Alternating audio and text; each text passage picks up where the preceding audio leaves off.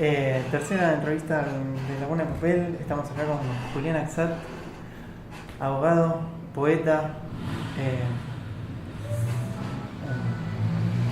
capo. Gracias. Bueno, muchas gracias por aceptar la entrevista. Y, Gracias a ustedes. ok, lo primero que te quería preguntar era, digamos, ¿por qué elegiste la abogacía? La elegí a los 17 años. Mi abuelo era abogado, yo me crié con mi abuelo, Sí. Mis viejos no los conocí, están desaparecidos los dos. Mi abuelo tenía un estudio jurídico, cuando no tenía dónde dejarme me llevaba al estudio. Recuerdo muchas tardes mi abuelo haciendo escritos en una máquina de escribir y yo jugando alrededor. Quizás, digamos, en mi niñez yo miraba eso como el padre que tenía, que era mi abuelo, y era la profesión de él, digamos. Sí. Seguí. Pero bueno, nunca me metí en la abogacía privada. Inmediatamente que me recibí, entré a la justicia y hice toda la carrera. Ya hace 20 años que estoy trabajando en distintos lugares de la justicia, de la provincia, la provincial primero y después la federal. Y bueno, devine abogado estatal, digamos, del Estado. Pero bueno, siempre tuve una inclinación también por las ciencias sociales, que puso en crisis bastante esa mirada del abogado, incluso esa mirada paterna del abogado, del jurista, que tenía que ver con cierta sensación sobre la palabra, el espíritu de la letra y la palabra de la ley también. Claro. Mi autor favorito es Franz Kafka, que también era abogado y digamos, pero también adolecía y tenía en crisis el problema del derecho, y aparece la literatura en algún momento de mi vida, también en mi adolescencia, que pone en juego también esa profesión, y quizás empieza a profundizar en mí una mirada distinta que tiene que ver con el arte, con la búsqueda de otras sensaciones y de otros problemas. Claro, porque vos hay como una amalgama ahí en vos de las palabras, por un lado el derecho, algo que busca ser muy preciso, y por el otro la poesía que rompe, digamos, busca, hay más elucubraciones oníricas, si se quiere. Sí, en algún momento, preguntame vos porque yo me tiro. Decime. No, en algún momento esa tensión entre derecho y literatura se empieza a sintetizar. Al principio era una tensión bastante irreconciliable. Yo decidí en algún momento cortar con la profesión, abandonar incluso la profesión y dedicarme a las letras, a estudiar la carrera de letras. Empecé a estudiar la carrera, pasé por ciencias sociales, por filosofía y letras, y en algún momento dije no, quizás lo que tengo que hacer es arrancar una maestría vinculada a este tema, y de hecho lo hice, y iniciar una serie de investigaciones académicas sobre la cuestión literaria ajena a mi profesión cotidiana del trabajo en la justicia del día a día, y lo hice también. Como esta tensión entre el trabajo y el hobby, ¿no? Exacto. Y bueno, y ahí aparece, digamos, el género de la literatura en general y en particular el género de la poesía. No quiere decir que no practique la narrativa, me gusta escribir algo de narrativa, pero mi fuerte ha sido siempre el registro poético. Y bueno, empecé a escribir mis primeros apuntes poéticos también en mi adolescencia tardía, y escribí un libro que es un diario sobre lo que me pasó. Es el diario de una persona que tuvo a sus padres desaparecidos, el diario de un hijo desaparecido, que va escribiendo a salto de mata un registro poético de su adolescencia, de su infancia, lo que le pasaba al país, lo que le pasaba a mi familia, a los organismos de derechos humanos. Y escribí ese primer libro que se llama Peso Formidable, que lo publiqué recién en el 2003, que bueno, que es un resumen de mi adolescencia y mi crisis de identidad, mi búsqueda, mi trayectoria, desde la poesía, ¿no? Claro, o sea, hay algo ahí como trabajar lo personal desde el arte. Sí, nunca dejar el registro artístico, poético, ¿no? Después, bueno, fui publicando libros de poemas casi todos los años, desde el 2003 para acá. Ya estoy por publicar el 10º libro de poemas, que sale ahora en estos días, pero que ya habla de otra etapa de mi vida, y donde quizás la cuestión jurídica, el derecho, la abogacía, digamos, la representación de la ley, aparece en este momento de mi vida en otro lugar, y donde quizás ya amalgamo o cada vez, por lo menos que me gusta a mí, el problema de la ley, el problema de la palabra y el problema del arte. Por eso, digamos, estoy, por ejemplo, en la UBA dando charlas sobre poesía y derecho, trabajo sobre registros de, digamos, lo que es la ley y la literatura y el derecho en particular. Sí. ¿Cómo se llama el libro que va a hacer? El libro se llama Cuando las gasolineras eran ruinas románticas, que está tomado de un epigrama de Ernesto Cardenal, que es un gran poeta nicaragüense, que todavía está vivo por suerte, y que uno de sus poemas tiene ese título, un verso que se llama así: Cuando las gasolineras sean ruinas románticas. Acá nosotros decimos estaciones de servicio, claro. Los caribeños le dicen gasolineras, los mexicanos también, pero bueno, me quedó el título y bueno, es una serie de poemas sobre las ruinas. ¿Por qué el título? Sobre las ruinas de la modernidad y el problema en realidad de la memoria. Digamos, una estación de servicio abandonada en el medio de una ruta me obsesionaba. El libro tiene fotos de estaciones de servicio perdidas en las rutas argentinas, y tiene poemas que hablan de la ruina que deja el capitalismo. En este caso son las estaciones de servicio absolutamente abandonadas. En realidad mi pareja le sacó fotos, no yo, a las estaciones de servicio abandonadas de la Ruta 2, que va camino a Mar del Plata, y son geniales, porque uno encuentra, son como, no sé, son barcos encallados en la playa, están arruinados y las fotos son impresionantes, todas oxidadas, los surtidores todos rotos. Bueno, eso me generó apreciar que había ahí, y bueno, salieron poemas de las estaciones de servicio abandonadas. Sí. Eso es un muestrario de estaciones de servicio abandonadas con poesía. Claro. Con el derecho nada que ver, es otra cosa. Está bien.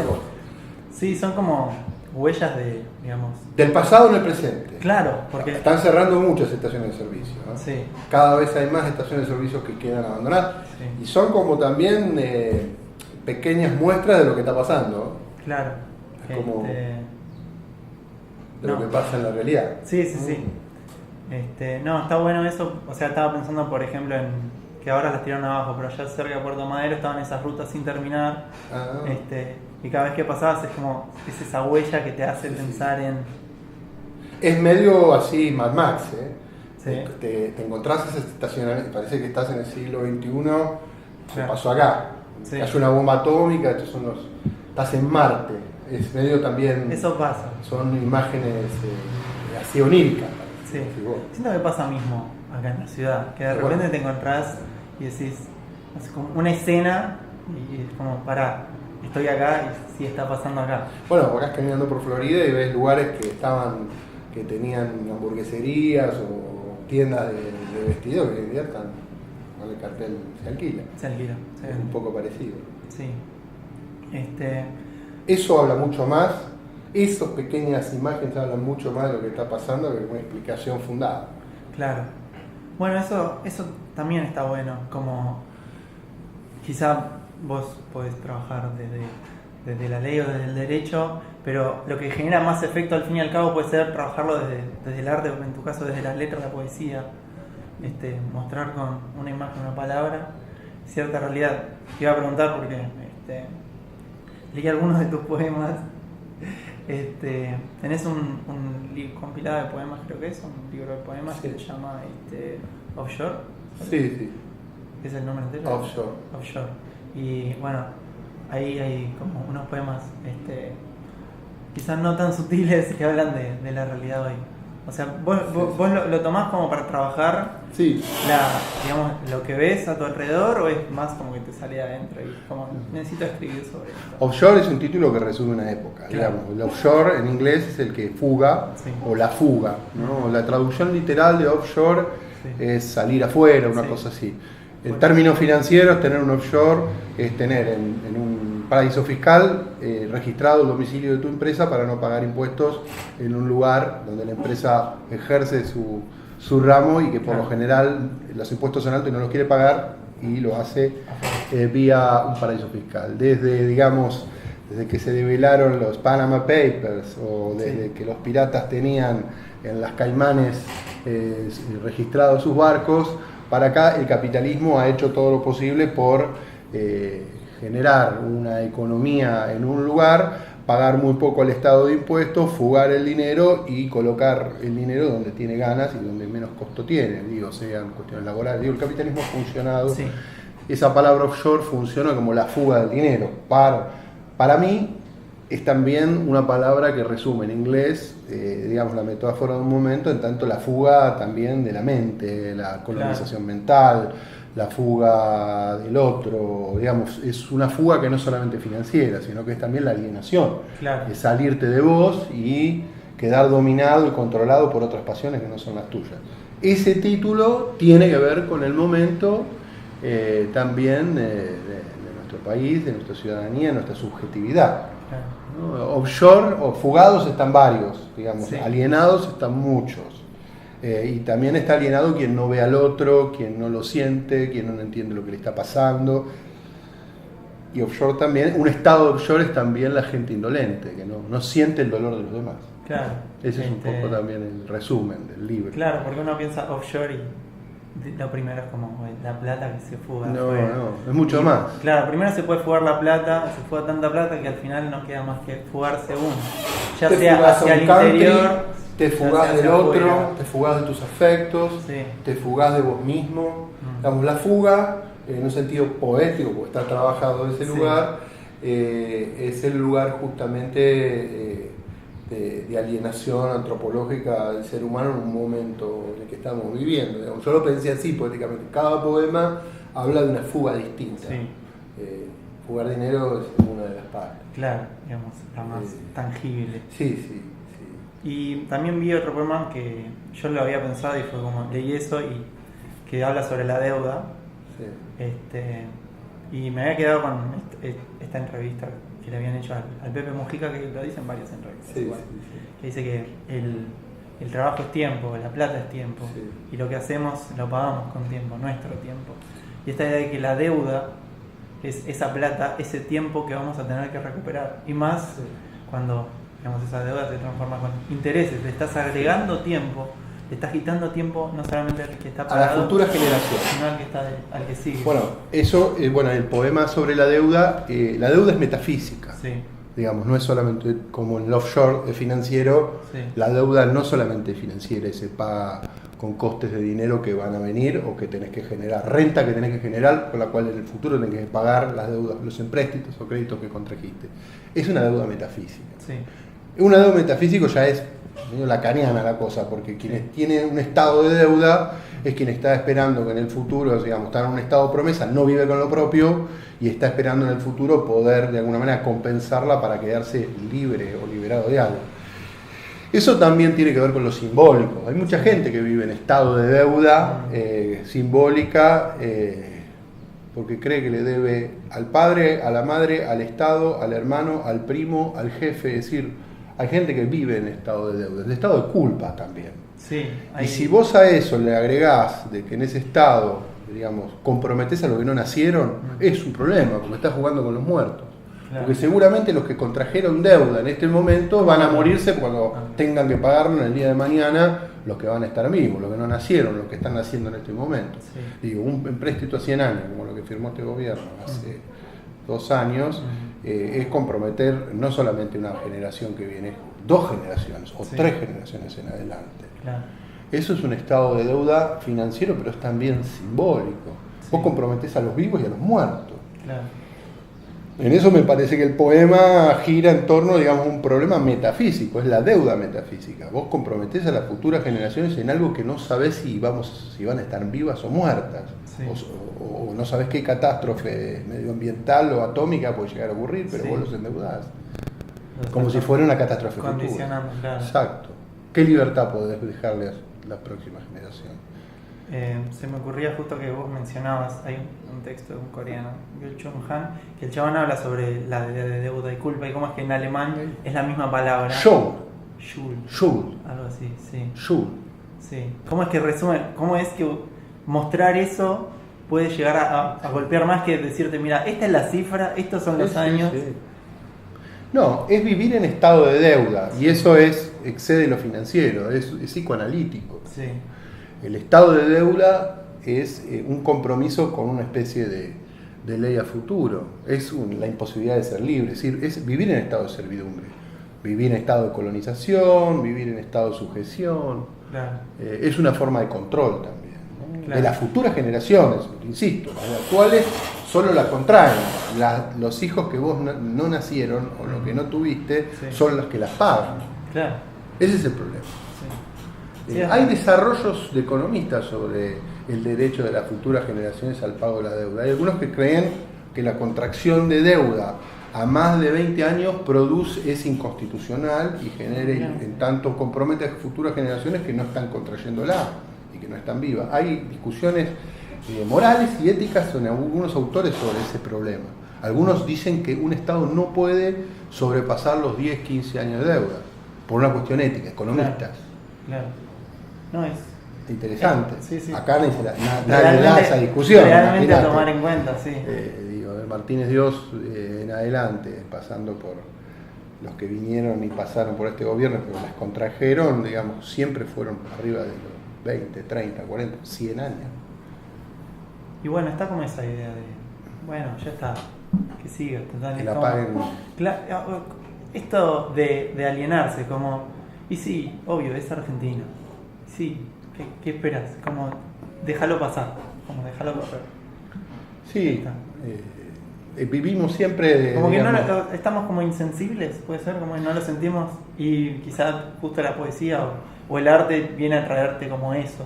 La Argentina contrajo su primera deuda con la banca inglesa en el año 1824 con Bernardino Rivadavia y la pagamos con la Baring Brothers hace menos de 20 años terminamos de pagar. Imagínate si nuestro primer presidente desde el año 1824 ya empezó a hacer la contracción de las deudas que todavía no terminamos de pagar, que nos queda pensando en de acá a 100 años, ¿no? Sí. Los muertos argentinos, los vivos argentinos de 100 años para acá. Sí. De acá en adelante, mis nietos, mis tataranietos.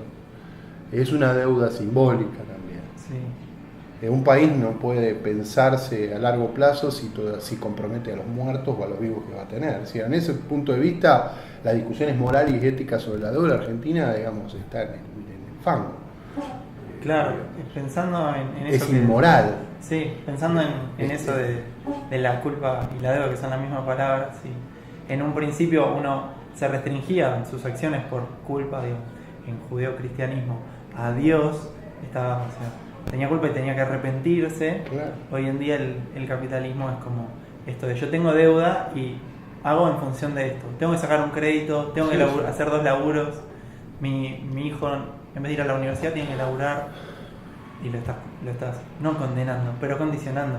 Claramente. Bueno, los gobiernos del 1824 para acá, que honraron más las deudas que otros, han sido los gobiernos con base popular, que han tratado de buscar la estrategia para saldar o compensar con mayor esfuerzo las deudas que los gobiernos con tintes liberales o neoliberales han contraído. Eso es así, digamos, en la historia vos ves que los gobiernos constitucionales, como el gobierno de Perón, el de Néstor Kirchner, trataron de pagar las deudas que los gobiernos de la dictadura, los gobiernos neoliberales contrajeron. Sí. Digamos, supongo que ahora, siguiendo esa línea de ciclo, el próximo gobierno va a empezar a tratar de pagar las deudas que contrajo este. Sí. El populismo paga las deudas del neoliberalismo. Sí, esa es una frase muy en boga hoy en día. Está en boga, pero la historia ha demostrado que es así. No las termina de pagar, tampoco. Claro. No le da el tiempo. No le da el tiempo. No le da el tiempo. No nos da el tiempo. Muy cierto, digamos, la frase ahí de Mujica. Sí. O sea, como que quedan... Es muy loco, a mí me resulta como muy interesante esto, que quede más la frase, el eslogan, que impacte más en la persona que el hecho de, mira man, el número es esto, son 100 años, es el número, sí. La contracción, y es como, no le genera nada, porque no lo siente, no lo puede quizás dimensionar, y quizás si le haces, le muestras una película que representa todos los que quedaron en la calle, quizá ahí sí le pega. Sí. No, digamos, pensar en una deuda 100 años es... Yo no lo puedo pensar. No realmente. Es una ley. Y después están las formas de que se contraen, ¿no? Sí. Acá en la Argentina, digamos, el proceso militar, digamos, en el 83 deja una deuda de 40.000 millones. uno de los abogados, que es Alejandro Olmos, histórico de los organismos de derechos humanos, hace una presentación pidiendo que se declare nula, ilegal, porque es una deuda contraída en base a la sangre de los desaparecidos, ¿no? Eso, digamos, en base al secuestro, la tortura y la desaparición. El gobierno contraía deuda que después se la privatizaba, las empresas contraían deuda privada que después el Estado, incluso vía Domingo Cavallo, las estatizaba. Es decir, el bulto que recibe Alfonsín en el 83-84 es un bulto importante para la economía, digamos, anterior al golpe, ¿no? En tanto, ahora la economía argentina es hacer frente a la deuda. El abogado Olmos plantea la ilegalidad y la inconstitucionalidad de esa deuda y tarda 30 años para que un juez diga que la deuda había sido contraída de manera ilegal. Sin embargo, esa deuda se terminó pagando. Claro. Bueno, está, digamos, la izquierda más izquierda siempre reniega de eso, de por qué la pagaron. Bueno, vamos a pagar la que estamos contrayendo ahora. Es ilegal, es inmoral. O sea, en términos, ese es el problema. Se declara siempre inmoral, pero nunca ilegal. Claro. Sí. Yo no digo que no hay que pagarla, yo digo, digamos, que es un problema metafísico vivir en estado de deuda. Claro. Digamos, hay también en la idiosincrasia argentina un problema de largo plazo y de Schul, como dicen los alemanes. Sí, es como tener un grillete en pie todo el tiempo. Claro. No solo vos, sino ¿viste? Después cuando yo me muera te lo paso a vos, hijo mío. Claro. Y te quedará a ti. Trata de ver cómo te lo sacan. Es el subdesarrollo eterno. Sí. Pero sí, bueno, la poesía de Offshore gira en torno también al poema de la deuda, que es una declamación de todas las deudas que se pueden contraer a nivel financiero y simbólico, ¿no? Y los pensados sí, digamos, los libros, a partir de una, como me dijiste, lo de las gasolineras, a partir de un tema del cual después desarrollas muchos, o vas como juntando y después lo metes todos en uno. Sí, son procesos. Después está el otro libro, es Musulmán y Biopoética. Musulmán y Biopoética es un libro que escribí entre el año 2009 y 2013, que yo fui defensor de pobres y ausentes de menores en La Plata, penal juvenil. Sí. Yo te quería preguntar sobre eso. Bueno, ese libro resume mi tarea como defensor de pibes chorros. Sí. Entonces es un diario de un defensor de pibes chorros que va anotando cada una de las defensas que va haciendo de los pibes, que la policía me sentaba delante de mi despacho y yo los tenía que defender ante la justicia. Es decir, cada poema, digamos, es un raconto de esas historias. Y es una manera mía de, además de hacer la elaboración de la estrategia jurídica de los casos, tenía mi estrategia poética a la par, en la cual iba desarrollando un diario, un registro de lo que vivía en la defensa con los pibes. Claro, pero entonces, esa es otra cosa, otra historia. Pero cada libro surge de un problema distinto. Ahí aparece la mezcla entre literatura y derecho más que nunca. Porque mientras yo llevo un expediente de un pibe chorro que está acusado de homicidio, escribo un registro poético sobre lo que va pasando en ese proceso. Sí. Ahí se mezcla literatura y derecho. Claro. El libro Musulmán y Biopoética es el hilvanar de esos dos problemas. Y digamos, lo hacías como, estabas todo el día en eso, y llegas a tu casa y es como, lo tengo que bajar en algo, así es, porque no puedo. Sí. Armaba una apelación o un recurso o un amparo sobre el problema del pibe y a la par registraba la situación. Porque lo escribía en verso, digamos, claro, cómo iba. Necesitabas. Sí, era una catarsis. Claro, sacarme quería saber si era eso, es como una catarsis. El libro, la tapa del libro es el prontuario de un pibe, es la cara de un pibe prontuariado por la policía en uno de esos expedientes, que yo obviamente taché el nombre del pibe. Y bueno, dentro del libro están escaneados rostros de adolescentes, fragmentos de diarios en el cual, era genial, La Plata es una chica en la capital de la provincia de Buenos Aires, y muchos de los adolescentes que yo defendía eran chicos que cometían ilícitos en el entorno del centro de la ciudad y eran hechos que salían en los diarios. Entonces, algunos de esos chicos se hacían famosos por un día, digamos, tenían nombre, Pepito, Juancito, Chucky. Pero esos motes que les agregaban los medios y la policía y demás, digamos, a mí me servía como disparador para repensar, digamos, las identidades y los estigmas de los adolescentes. Así surgían los poemas también. En algunos casos hay escritos incluso de los pibes que los agregué al libro de poemas. Y están los fragmentos de los diarios donde se habla del pibe que me toca defender. eso está bueno, porque ahí mezclaba el registro de lo mediático, de lo policial, de lo judicial y lo literario, digamos. Se mezclaba todo. Sí. El libro es una trituradora de todas esas cosas. ¿Y cómo es eso de tener que defender a un pibe? ¿Menores de edad defendías? O... Sí, menores. Era defensor de pobres y ausentes adolescentes. Penal, ¿no? Desde que los pibes no tenían plata para pagarse un abogado, aparecía AXAT. Cuando estaba de turno, digamos, nos repartíamos la tarea con otro defensor y bueno, a veces les tocaba a él y a veces me tocaba a mí. Estaba de turno, digamos, 24 horas al día, durante 15 días y recibía todo lo que la policía detenía en términos de menores en el radio La Plata, Ensenada, Berisso, Paladillo, y a veces era mucho trabajo, a veces no. Adolescentes contradictores, racias nocturnas, bueno, ilícitos graves, homicidios, secuestros, situaciones muy graves y situaciones pavotas también, hurtos, lesiones, peleas de fin de semana, es decir, un montón de problemas, atravesado obviamente por la temática juvenil y criminal juvenil, que es otra la de los adultos, ¿no? Sí. ¿Cómo haces? Porque estás ahí sentado, llegás, te sentás o te sientan al pibe adelante. ¿Cómo reaccionas? No, yo me estaba acostumbrado, es decir, yo fui 6 años, ejercí este rol. Antes yo trabajaba en una defensoría penal de adultos, como fui secretario, pero nunca había trabajado con adolescentes. Eran, digamos, los pibes por lo general obedecían la selección del sistema penal de los adolescentes, obedece, digamos, a un retrato juvenil y selectiviza a un estereotipo de adolescente que es, digamos, siempre es igual.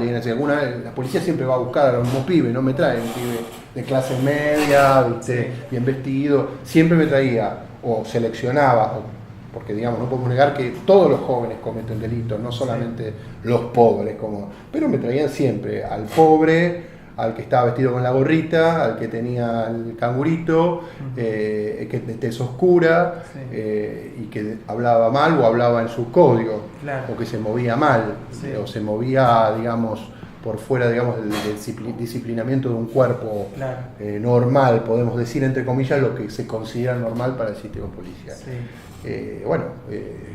Bajo ese tipo de estereotipos, bajo esos tipos de estigmas, de recorte que la policía siempre busca en la calle, porque digamos los va a buscar también, no solamente. Yo lo que veía ahí es que en muchísimos casos eran pibes inocentes que no tenían nada que ver y que la policía los iba a buscar porque los engarronaba, les armaba la causa y los extorsionaba, les decía vos no tenés que estar en esa esquina, vos te llevo, y me los traían con esa razón.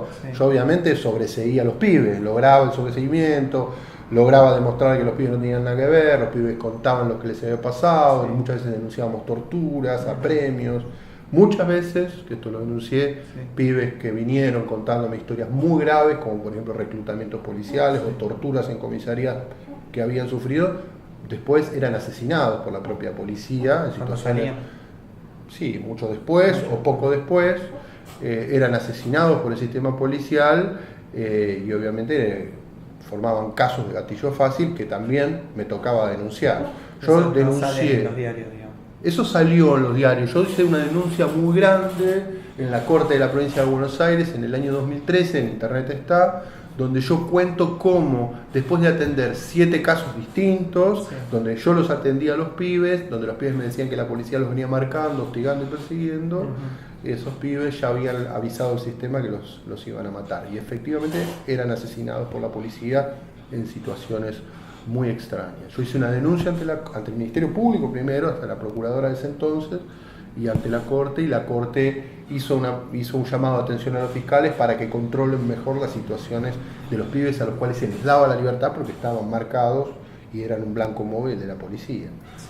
Lo que los pibes me planteaban eran, en algunos casos, podía ser que estaban vinculados a redes o bandas delictivas, pero en otras la propia policía los tenía como trabajadores de manos, digamos, en negro de ellos, les hacía robar casas y les cobraban, digamos, les sacaban el rédito de ese robo y les pagaban con droga, o cuando los pibes se querían abrir, les armaban la causa y me los traían. Ahí siento que, frente, digamos, al público, cuando te presentan es como, no te creen lo que decís esto, como vos me lo decís así, no, el policía manda a un pibe a robar una casa y después se queda con una parte. Está el que te va a decir, no te creo nada, o el que te va a decir, y sí, man, es Argentina, son todos corruptos. Bueno, yo tenía pruebas. Yo presenté pruebas para demostrar eso. Digamos, dos tipos de alienación. Uno Totalmente. del descreimiento total y el otro como el que lo deja pasar. Para la prensa hegemónica, los pibes son delincuentes, los menores se mueven solos. Acá lo que existen son redes de reclutamiento muchas veces, no digo siempre. Hay pibes que, digamos, están en bardo, hay pibes que van a la deriva, otros que son parte del delito predatorio.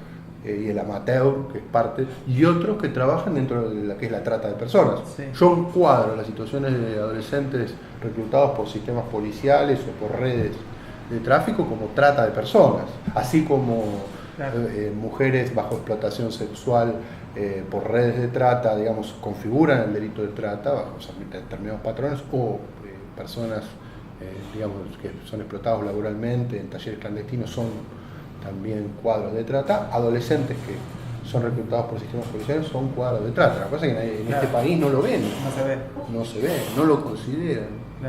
Tiene solamente un caso, algunos 2 o 3 casos que yo me acuerdo en Rosario, donde se colocaba a los adolescentes adentro de un búnker cerrado y se les cerraba por llave, se les dejaba una mirilla para que vendan droga, era considerado trata por la justicia federal. Bueno, ese es un caso del extremo.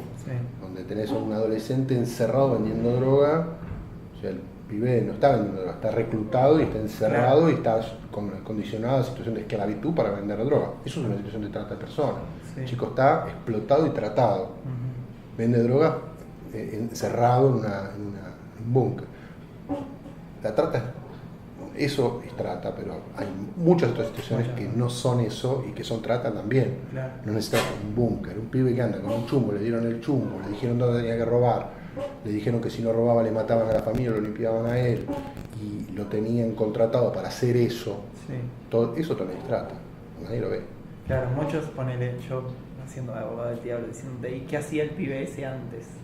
No, claro, andaba boyando, no tenía laburo, era sujeto de ese contexto, era un pibe vulnerable en un contexto de arrasamiento, de su subjetividad, seguramente consumía, pero no tenía una opción laboral ni educativa. Esto también es la punta del iceberg de otro problema, la expulsión escolar, la falta de trabajo, la ausencia de contención familiar, así que vos tenés todo un tejido arrasado donde el pibe es lo que eclosiona, y la red de trata que lo capta porque el pibe está esperando que la venga a buscar directamente. O el sistema policial corrupto que le viene a ofrecer un trabajito. En ese sentido, ¿por qué pensás que, digamos, lo hacen? ¿Por impunidad? O sea, así captar a un chico que no les importa.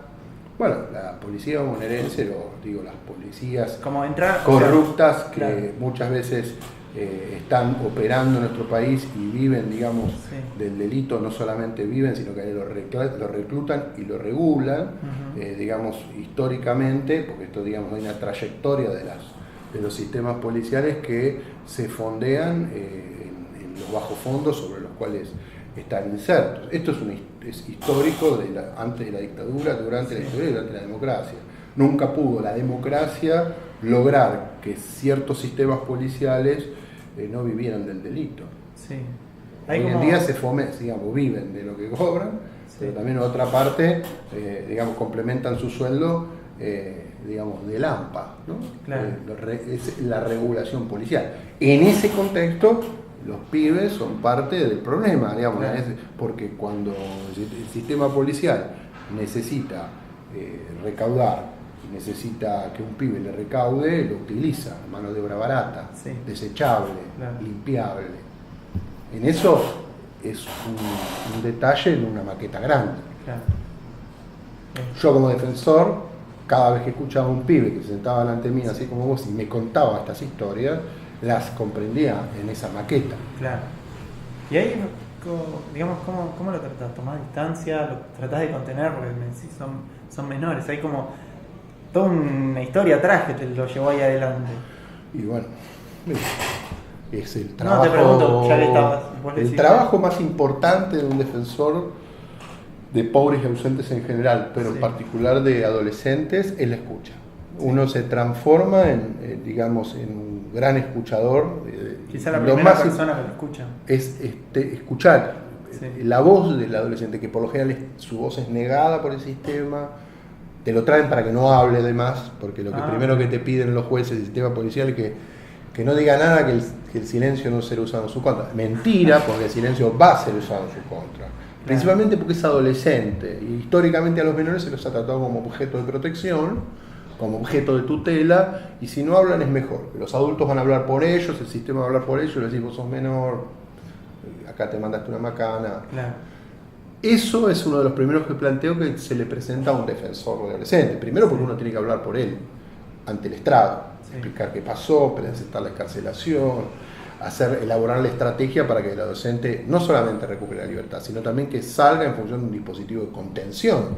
Porque si el pibe, así como entró por el sistema policial, porque cometió un delito, porque se lo armaron, va a volver, si sale en libertad, va a salir al mismo espacio en el cual fue atrapado. O sea, lo mejor que puede pasar es que si sale en libertad, aun cuando sea inocente o venga con, digamos, un grado de responsabilidad, es que salga a través de un dispositivo que lo contenga cuando salga. La escuela, el centro comunitario, el espacio de la familia recuperado, la iglesia, es decir, que haya un tejido que lo reciba. Claro, eso es muy difícil. Lo que yo siempre esperé es que el pibe sea sincero y franco conmigo, porque yo de entrada lo que hacía era escuchar y darme cuenta de si lo que me decían era posta o me estaban macaneando. Y te macaneó. Eso también es un arte. Al principio yo no fui, y es cierto, muchas veces no fue, pero siempre en la charla empieza a aparecer el juego de la verdad.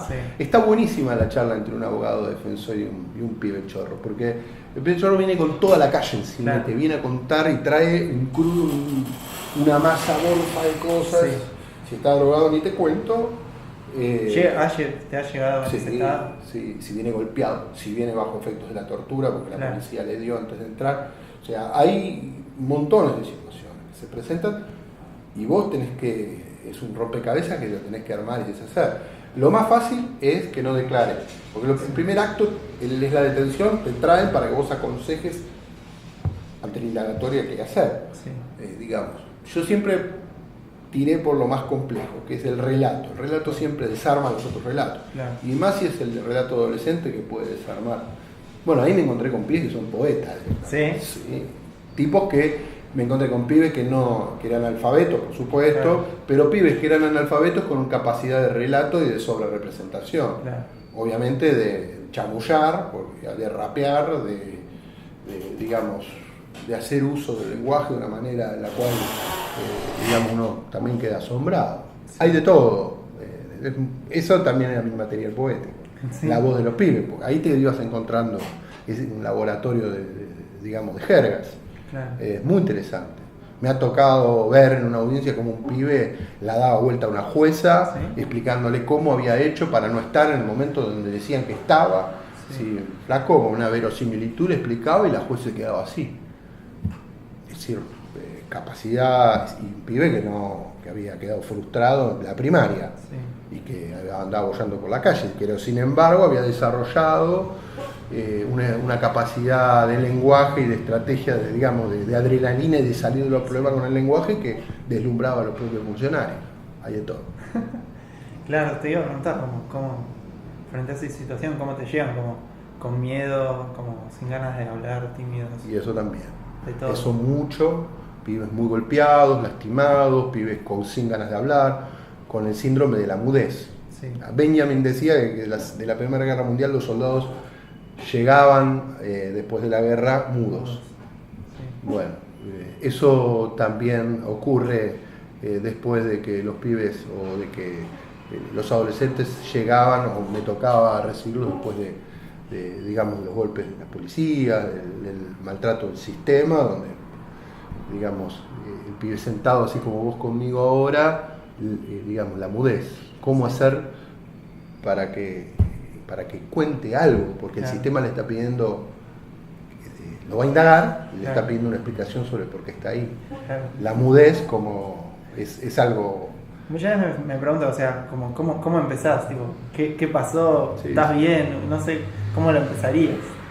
No, bueno, primero vos Mi función es leerle la imputación. Che, acá dicen que vos estuviste, que cometiste tal homicidio, que mataste a fulanito, que estabas en tal lugar, a esa hora, que empuñaste el arma, que te vio fulano, que te vio mengano. ¿Qué decimos ante esto? ¿Es así?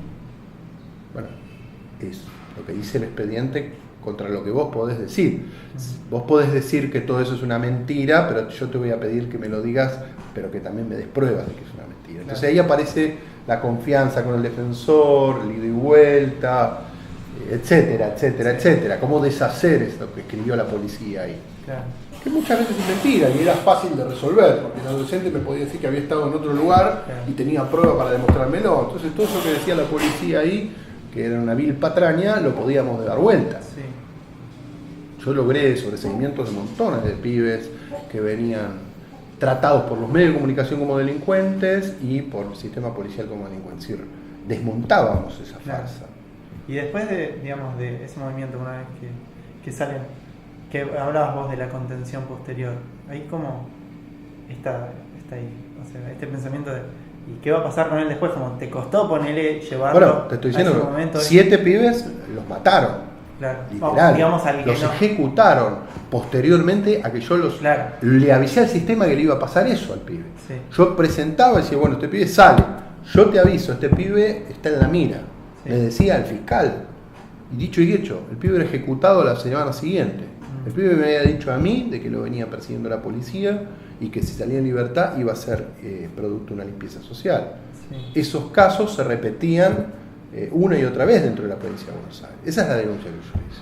Claro, y digamos, no en los casos esos extremos de asesinato, pero en los otros donde te preguntás como, bueno, ahora salió y quizás puede volver a entrar, digamos, porque queda apoyando. En algunos casos volvían a ingresar. Este trabajo de, bueno, le pusieron causa, trabajé para que no entrara, ahora salió. A veces era absurdo. Eso como, no sé, tratar de... Agotador y absurdo. A veces no. De sacar la basura y que la bolsa de basura esté hueca. A veces no, depende. Había casos donde había pibes que entraban y no volvían a entrar. Sí.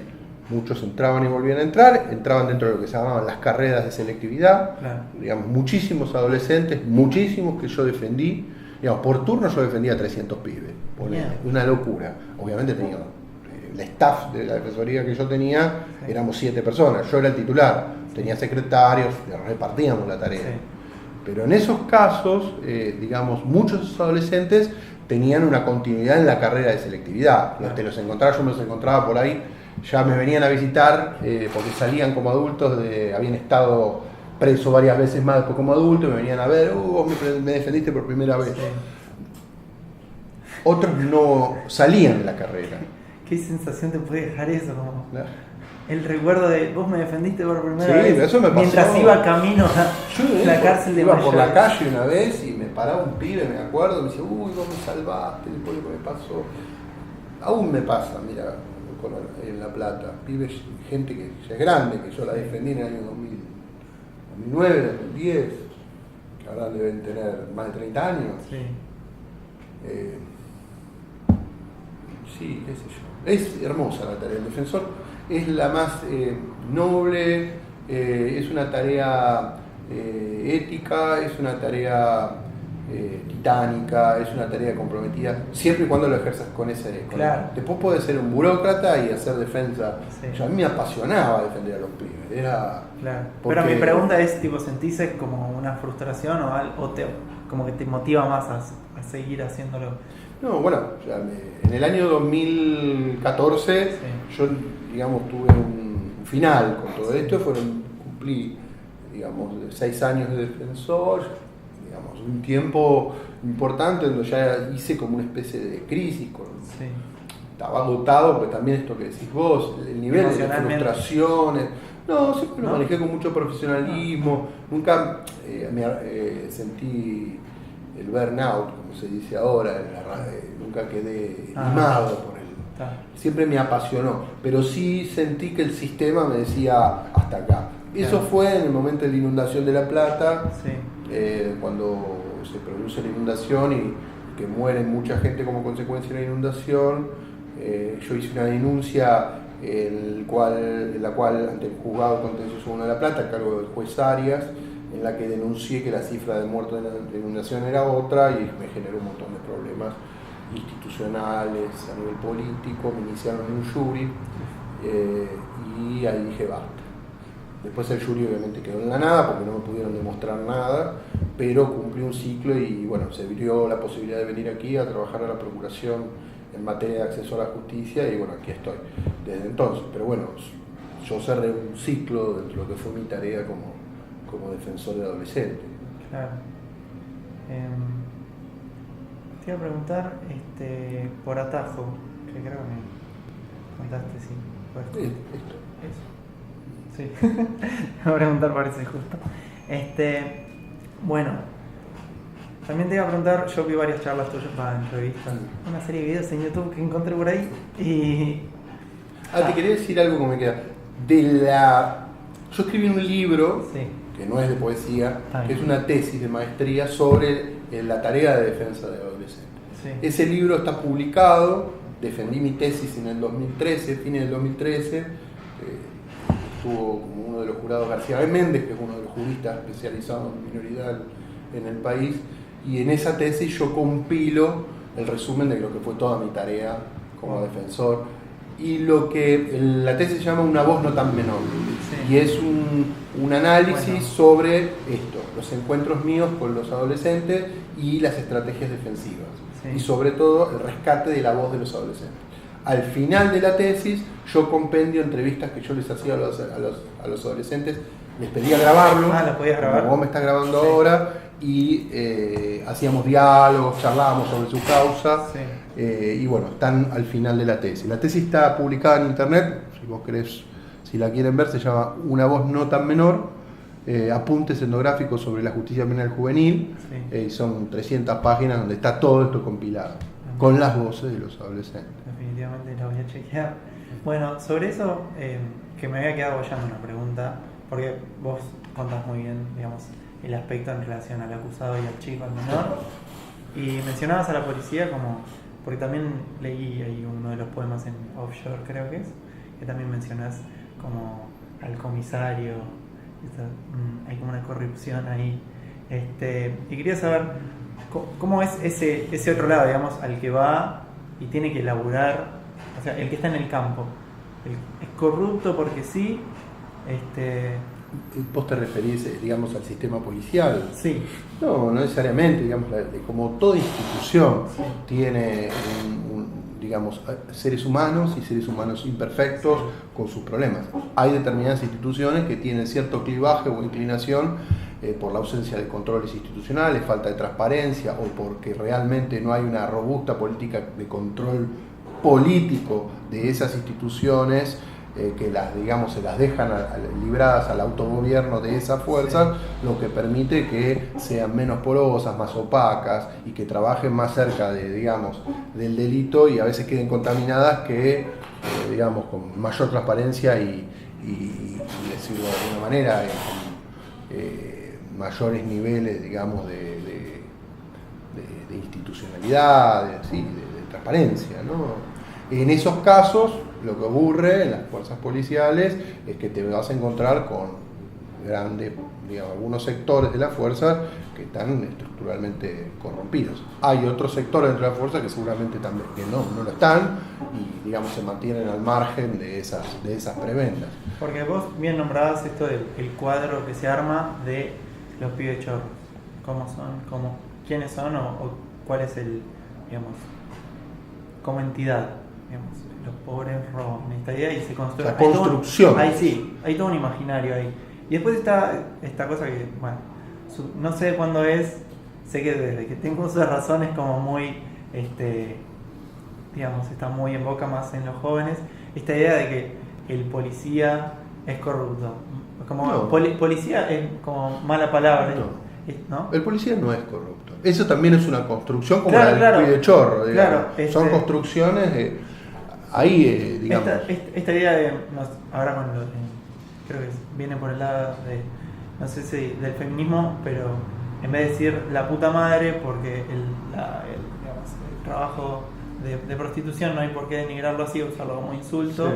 Dicen muchos, lo reemplazan por la yuta madre. Sí. Porque la yuta sí. Es como este movimiento. Los esencialismos están mal siempre, es decir, caracterizar a, digamos, una institucionalidad, una institución o un sujeto en función de un adjetivo, me parece que, digamos, es un recorte en abstracto y digamos, peyorativizar, por negativizar, digamos, demonizar una institución por un conjunto de sujetos que generan ese estigma. Me parece que lo mejor es complejizar esas miradas, matizarlas, analizar en profundidad en qué hechos, en qué circunstancias históricas, decir toda la policía es mafiosa, o todos los pibes chorros, o todos los pibes pobres son chorros.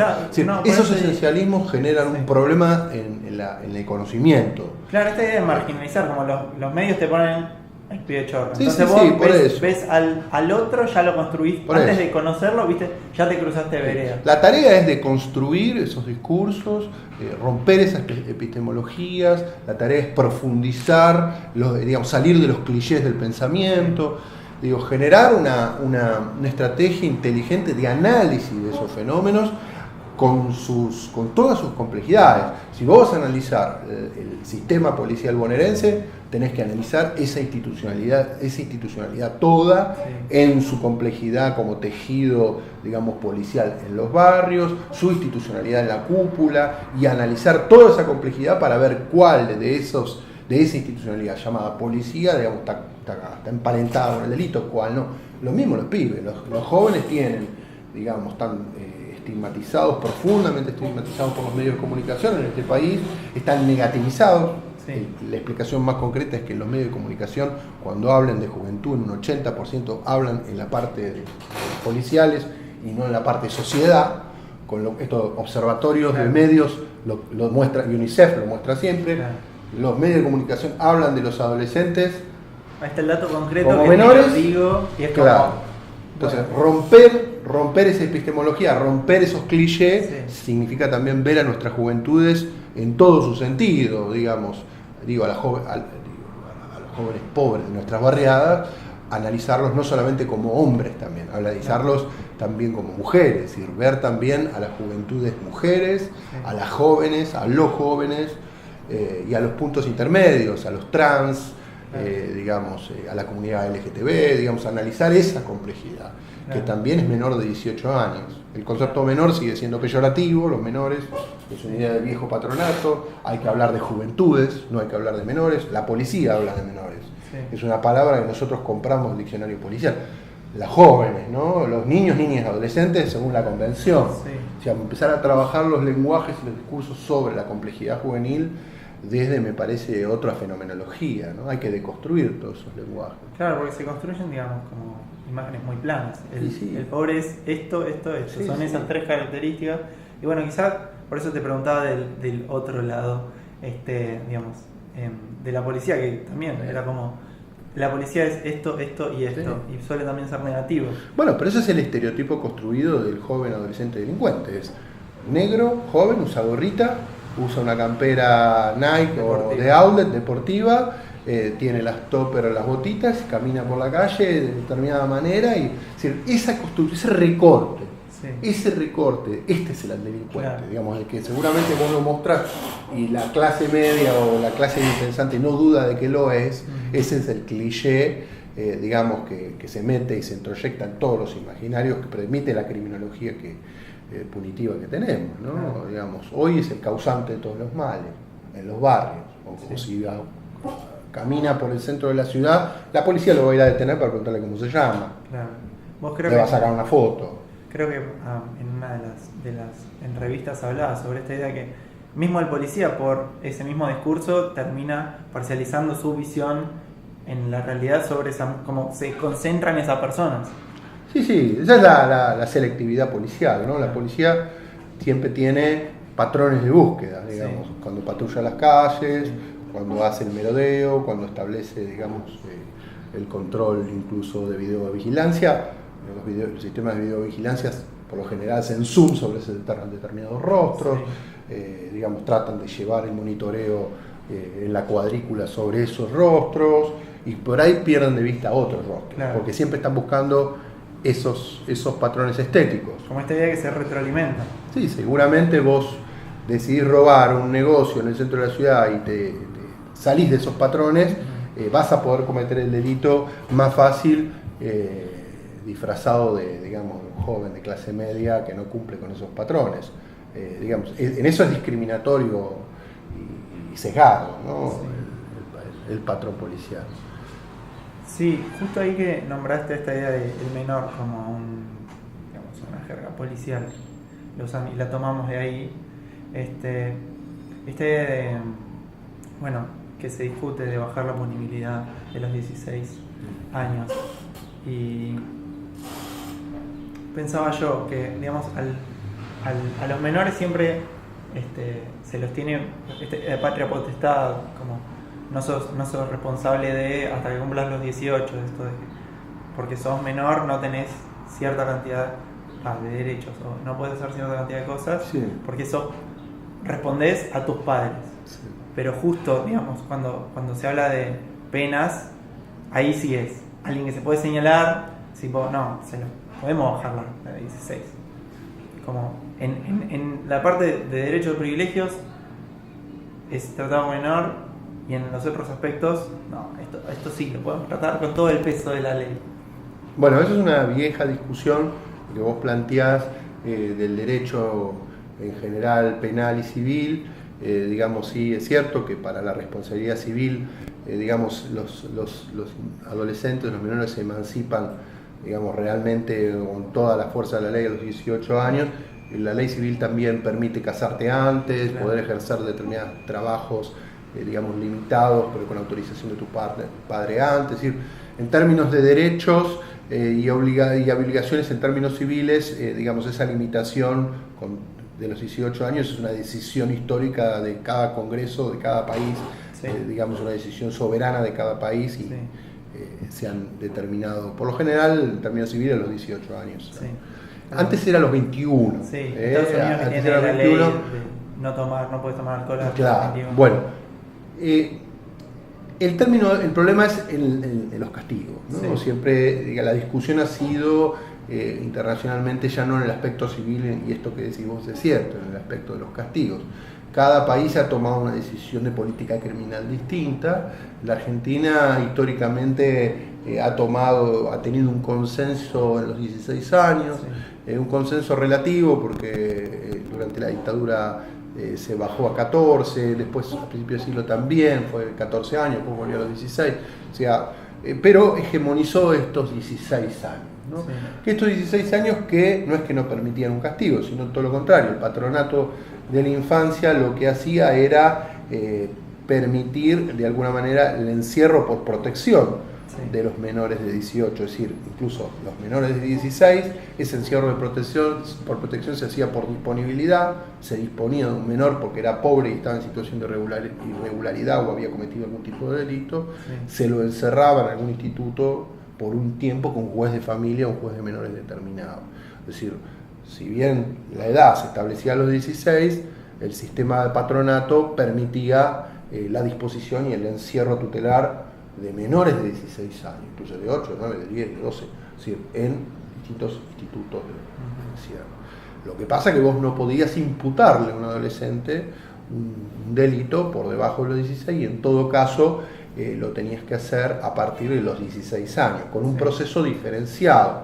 Vos podés imputar a un delito y llevar a juicio a un menor a partir de los 16, pero le podés aplicar una pena distinta que la que establece el Código Penal a partir de los 18. ¿Sí? Este es un poco el viejo sistema. O sea, reducir todo a 16 años, sí, o sea, reducir esa edad de 18 a 16 años, llevarla a 16 años, significa permitir que el sistema o todo el peso, sí, que vos le aplicabas a la persona a partir de los 18 años, se la puedas aplicar ahora a los 16. Sí. Eso es de alguna manera, o a los 15 en realidad, que es lo que se está proponiendo ahora. Ya no a los 15, ya no a los 16, sino a los 15, u otros proyectos que lo proponían a los 14. Sí. Sí, esta es la famosa baja de la edad. Con algunas diferencias penales, que en vez de aplicarle a un chico que tiene 15 años,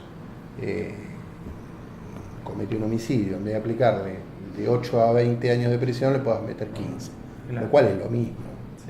Es decir, esa es la discusión. Me parece que la Argentina ha tomado una decisión de política criminal histórica de sostenerla en 16, de la dictadura para acá, el viejo régimen de Videla, que es la 2278, ha sido a los 16 años, modificarla a 15 o reducir esa edad de punibilidad a 15 años, me parece que es una discusión sobre si es posible regresar, ir más hacia atrás que hacia adelante. Es decir, ahí hay el Pacto de San José de Costa Rica, la convención establece que el Estado argentino no puede regresar sobre los derechos, claro. Puede avanzar, no puede regresar. Pues ya la famosa discusión, ¿puede regresar? Yo creo que no.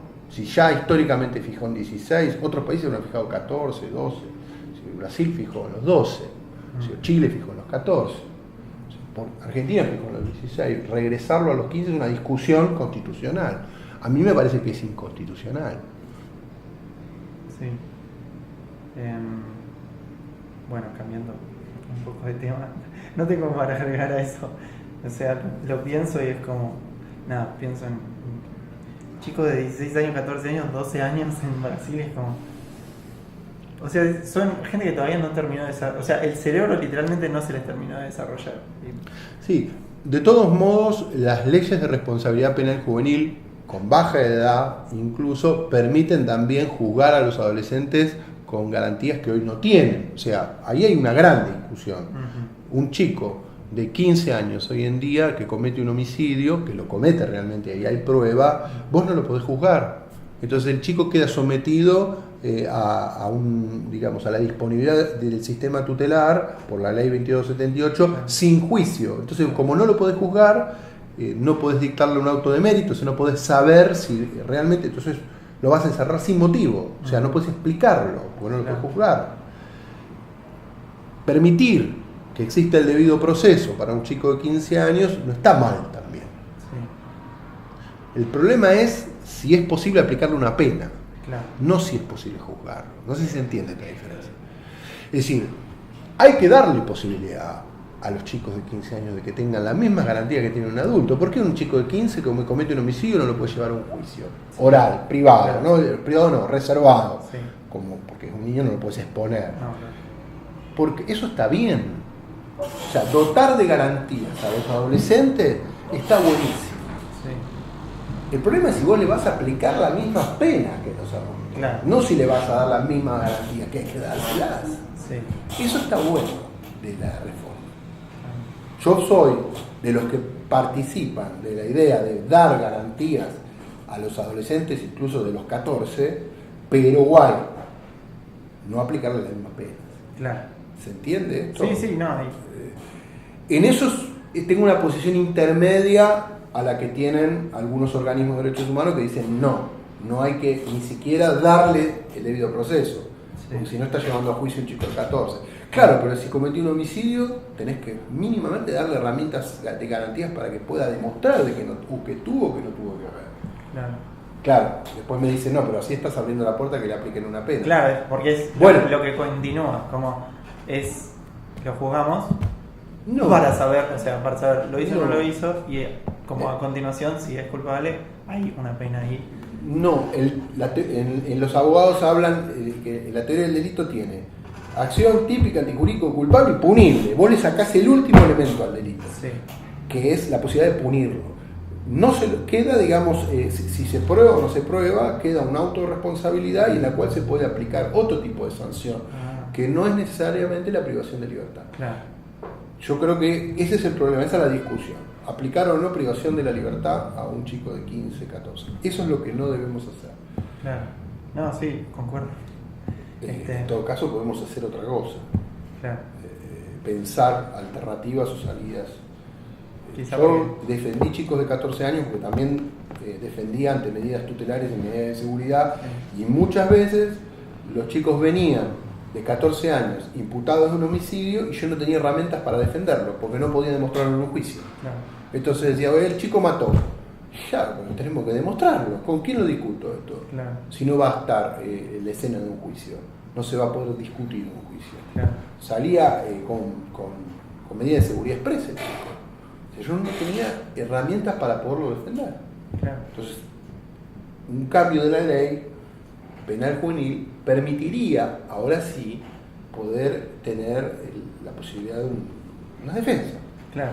O sea, técnica. Llevar al juicio, pero no pensada en este sentido de, culpable, igual ahora vas a estar encerrado. Exacto.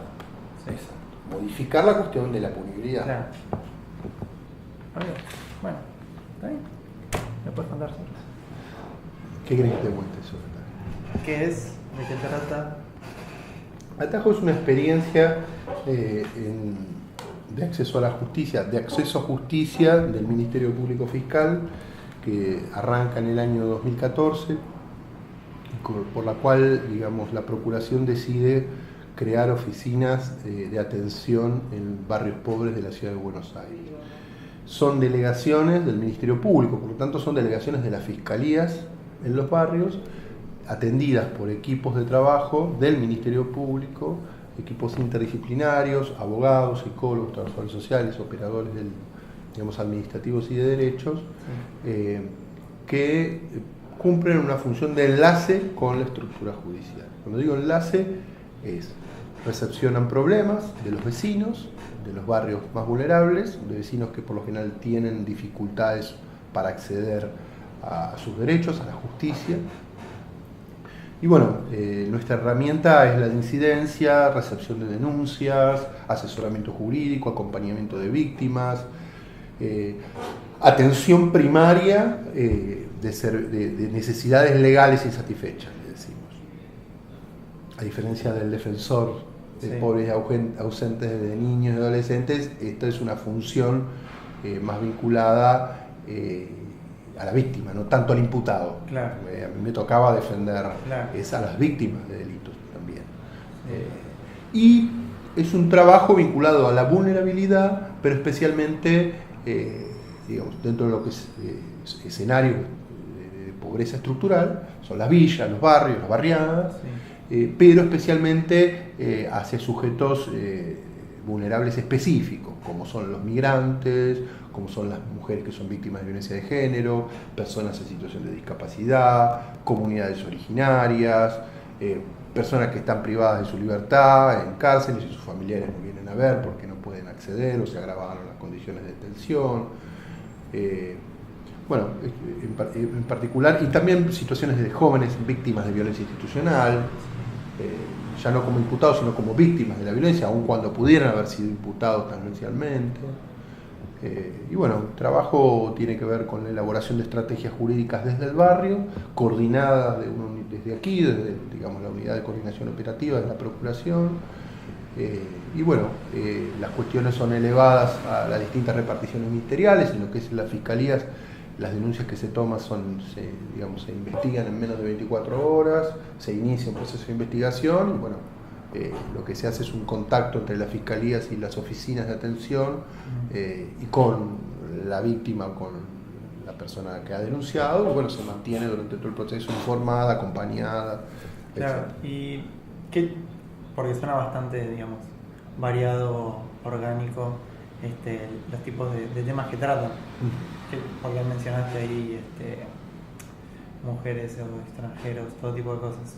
¿Qué tipo de problemáticas tratarían? De todo tipo, son problemáticas que van desde, la situación de una mujer que en un barrio ha sido víctima de violencia de género por parte de su pareja, que la golpea, la maltrata, la hostiga a sus hijos, o un caso de abuso, llega a la oficina porque tiene miedo de denunciarlo a la comisaría o tiene miedo de la represalia de la pareja, que puede matarla o que la ha amenazado que la va a matar.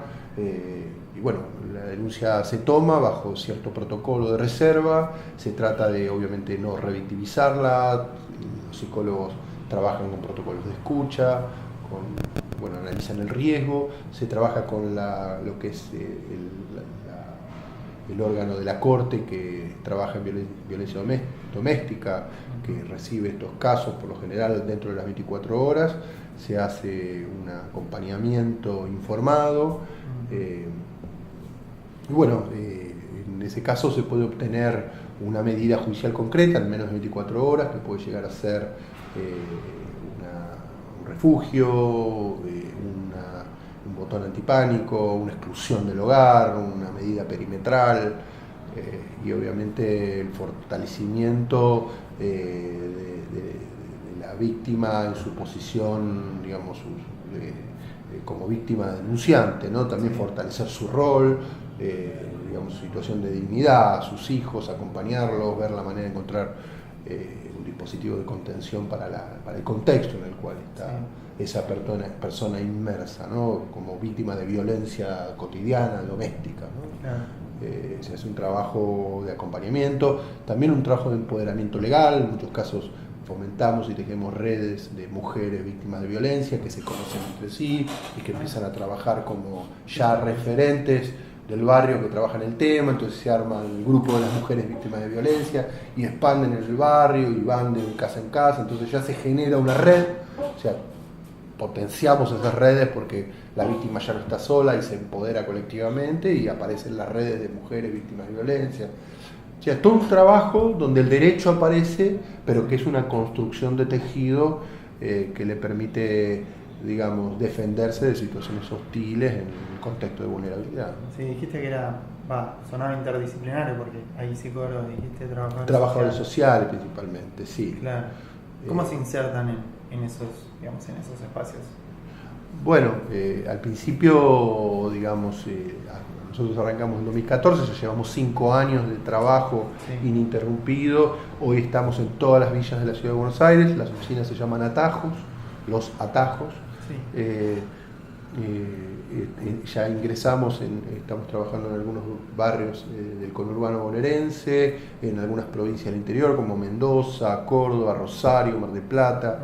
La inserción ha sido una inserción muy lenta, una inserción que tuvo que ver con llegar empezar a hacer, digamos, los equipos empezaron a trabajar en centros de fomento, como en lo que es comedores, en la parroquia del barrio, hacerse conocidos de los vecinos, encontrarse o trabajar en conjunto con algunas reparticiones que ya existían, y de a poco fuimos instalando nuestra oficina.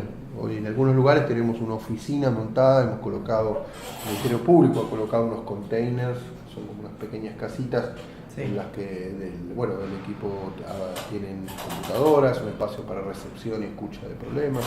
Y el barrio ha receptado este dispositivo muy bien, digamos, el trabajo ya ha naturalizado la existencia de ese espacio ahí, ya es un lugar donde acuden porque saben que está, y no es un espacio policial, sino que es un espacio donde es un servicio de justicia, por lo tanto el servicio de justicia está cercano a la casa. El Poder Judicial tiene sus edificios en el centro de la ciudad, y bueno, esto es un nodo, un punto de conexión con ese edificio de la justicia que está en el centro de la ciudad. Si una víctima de violencia de género tiene la OBD, que es la Oficina de Violencia Doméstica, en Talcahuano y la Valle. Claro. Vive en la Villa 31. No se vaya. Sí, a veces tiene dinero, a veces no. El hecho de que esté la oficina de atajo dentro de la Villa 31 le permite ir ahí, y es la oficina la que la conecta con la OBD. Claro. Entonces produce el contacto, la recepción de la denuncia y el enganche con la oficina de violencia. Eso remueve obstáculos geográficos de distancia, económicos. La persona tiene, digamos, un contacto directo con la justicia desde el propio barrio, ¿no? Esa es un poco la idea que tiene la Procuración en sostener estos espacios. Justo eso te iba a preguntar después, ¿cómo la sustentan o cómo se sustenta? Bueno, con el Ministerio, digamos, Público sostiene con su presupuesto como si fuera una fiscalía más, o 2 fiscalías, esta estructura. Es un área que depende del procurador. En este caso, en este momento es el doctor Eduardo Casar, que es el procurador interino. Antes dependía de la anterior procuradora, que era la doctora Gil Carbó, que renunció hace 2 años. Y bueno, es un área que depende logísticamente y presupuestariamente de la estructura general del Ministerio Público Fiscal, que no está dentro del Poder Ejecutivo, es parte del servicio del Ministerio Público, ¿no? Sí. El Ministerio Público es un órgano autónomo independiente del Poder Judicial, que tiene sus 2 estructuras, el Ministerio Público Fiscal y el Ministerio Público de Defensa. Esto es el Ministerio Público Fiscal de la Nación. Y ese es un poco es un área de trabajo, está a mi cargo, que se llama Dirección General de Acceso a la Justicia, que tiene una organización de coordinación central, y después cada uno de los puntos de atención en todos los barrios. Bueno, estuvo muy bueno esto. Porque ya va bastante tiempo y creo que se dijeron muchas cosas. Digamos, me siento satisfecho. Bueno. Quiero terminar la entrevista acá y bueno, antes que nada darte las gracias por habernos recibido y contar todas estas cosas. La verdad, está buenísimo y si tipo después hablar en algún otro momento sería buenísimo. Claro. Siempre hay cosas para hablar. Muchas gracias a ustedes.